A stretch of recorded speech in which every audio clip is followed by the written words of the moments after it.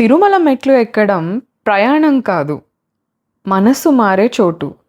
తిరుమలకి వచ్చే ప్రతి ఒక్కరి వెనుక ఒక కథ ఉంటుంది. కొంతమంది ధన్యవాదం చెప్పడానికి వస్తారు. కొంతమంది ఆశ కోసం వస్తారు. ఇంకొంతమంది ఆయన్ని చూడ్డానికి మాత్రమే వస్తారు. కానీ అందరిలో ఒకటి కామన్: విశ్వాసం. ప్రతి మెట్టు ఎక్కేటప్పుడు వాళ్ళు బాధలను కిందే వదిలేస్తారు.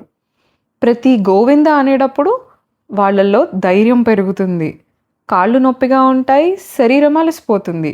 కానీ ఆగిపోవాలనిపించిన ప్రతిసారి ఏదో ఒక శక్తి ముందుకు నడిపిస్తుంది. ఇది వాకింగ్ కాదు, ఇది పెయిన్ నుంచి పీస్కి వెళ్ళే ప్రయాణం.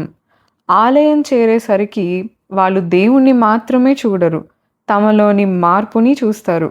అందుకే మెట్లు ఎక్కేది కేవలం శరీరం కాదు, ఎక్కేది మనసు.